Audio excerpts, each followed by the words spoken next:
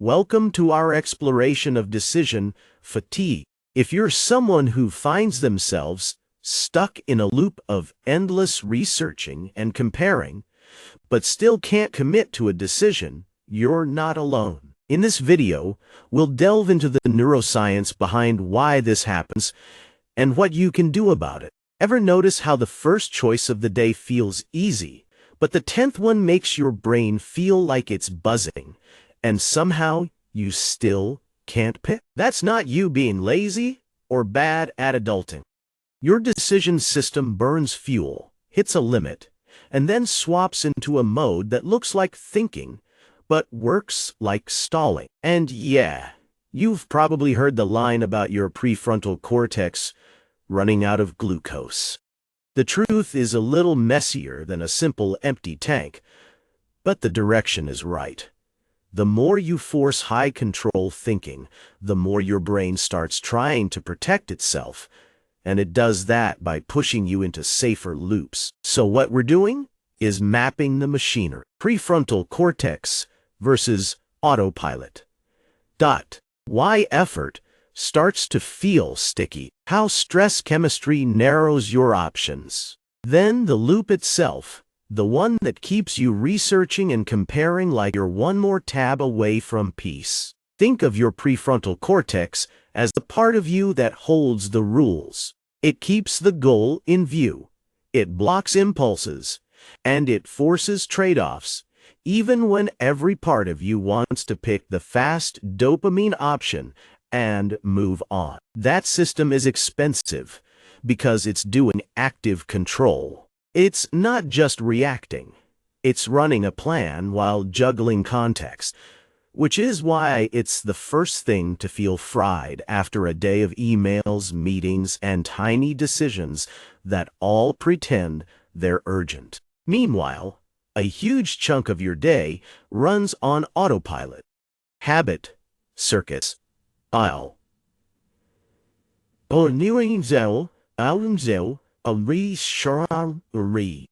pattern recognition.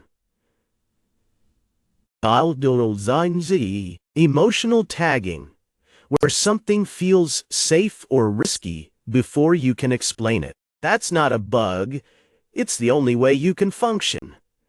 Because if the prefrontal cortex had to referee every micro-choice, you'd never leave the house. Decision fatigue shows up when you keep forcing manager mode. The longer you stay there, the more your brain starts sliding control away from the prefrontal cortex and leaning on shortcuts like defaulting, avoiding, or saying, "Let's decide later."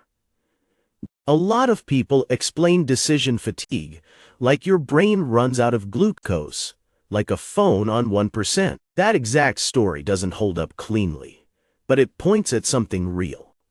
Sustained self-control and heavy decision work raise your metabolic demand, and your brain starts acting like the budget titan. What matters is stability. Your prefrontal cortex can work hard, but it doesn't love chaos. If you're underslept, you've been task switching all morning, you skipped food, or you've been running on caffeine spikes, your brain reads that as uncertainty and risk, even if nothing bad happened. Under that kind of internal noise, your brain starts pricing decisions differently. Each new choice carries a higher cost signal, so even simple trade-offs start to feel loaded. And then the bargaining begins. Maybe I should research more. Maybe I should wait until I feel clearer. Maybe I should keep options open. That's not a personality quirk. That's your brain trying to avoid spending more control than it thinks it can afford. Pressure changes the rules of the game. Your body doesn't care if the threat is a lion or a Slack message that says, "Quick question." Stress chemistry pushes you toward survival behaviors, not long-term strategy. Cortisol helps mobilize energy. Adrenaline pushes alertness and scanning. So you feel awake, maybe even sharp. But your attention narrows, and your brain starts prioritizing, don't get hurt over, make the best choice. In decision terms, Stress tilts you toward loss, avoidance. You stop asking, which option builds the best outcome? And you start asking, which option keeps me from looking stupid, wasting time, or getting trapped?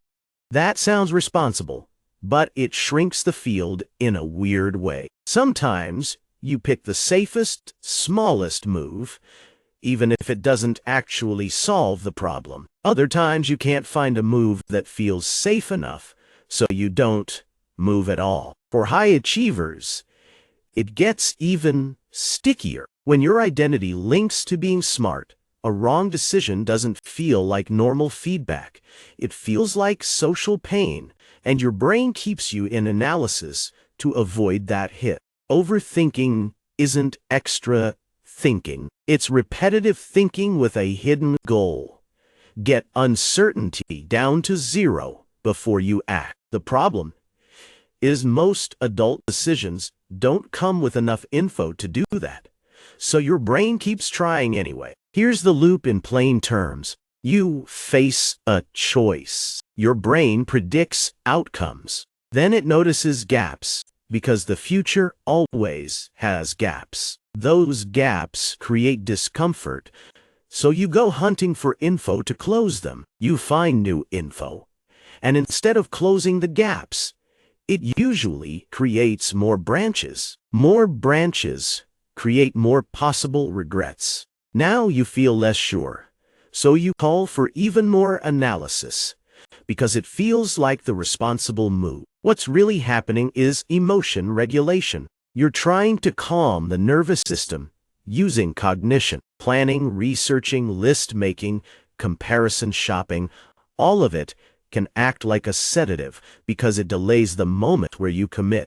Commitment forces loss. Pick one job, you lose the other. Choose one plan, you lose the fantasy that a better plan exists. Your brain hates loss more than it likes gain, so it keeps you circling the decision, calling it caution. Your brain doesn't score options like a spreadsheet.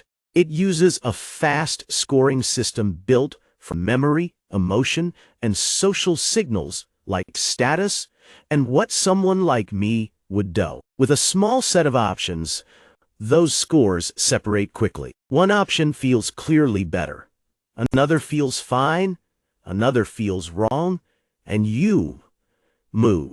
Add more options, and the scores flatten. The differences start feeling tiny, but the consequences still feel big. So the prefrontal cortex has to work harder to manufacture separation. That extra work burns more control, which raises pressure, which makes your brain crave certainty, which makes you gather even more options. You can feel how that cycle builds.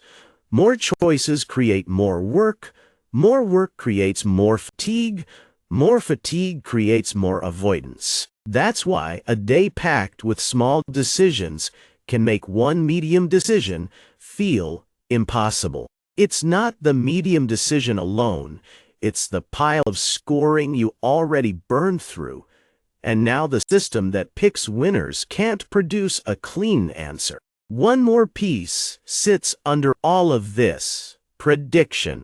Before you decide, your brain runs fast, rough simulations, and it uses your body as the display. So you don't just think that might go badly. You feel a tight chest, a drop in your stomach, a little heat in your face. Under fatigue, those simulations skew negative. Your brain starts sampling worst-case clips first, not because you're broken, but because a tired system leans cautious, and caution usually means scan for what could hurt you. Then something sneaky happens. That body signal shows up before the explanation, and you treat it like evidence. You start building a logical case for why every option is flawed, risky, or not quite ready, even though the engine driving the whole thing is avoid the feeling. So you keep running scenarios, hoping one of them feels calm, but calm doesn't arrive, because the simulation itself keeps re-triggering the alarm. When you notice that loop starting, Don't ask for more motivation, ask for less load. Strip away decisions that don't change outcomes, because you need that control budget later when it counts. And that means defaults for food, clothes, morning routines, even the order you check apps. Next, stop trying to rank everything. A tired brain struggles with best, but it can follow rules. So set constraints like a price ceiling, a time ceiling, and one non-negotiable. Then only evaluate options that pass. After that, create a decision window that ends today. Pick a time. Decide what info you're allowed to use, and give yourself permission to ignore anything outside that boundary. Because endless research keeps the nervous system stuck in pre-action. Last, change state on purpose. Water, protein, light, a 5-minute walk, even a slow exhale. Anything that shifts the body enough for the prefrontal cortex to come back online and stop chasing safety. Decision fatigue isn't you failing a character test. It's your brain switching into protection mode and calling it being careful, even when it's costing you days.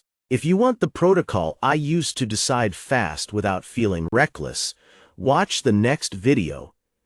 It's a 5-minute system you can run on any choice. Subscribe if you want more tools like that, and click the next video now because the window closes when you start opening tabs again. So what does all this mean for you? Simply put, being aware of your brain's tendency to overthink decisions can help you avoid getting stuck in these loops. By recognizing when decision fatigue is taking hold, you can take steps to manage your energy and focus on making progress rather than perfection.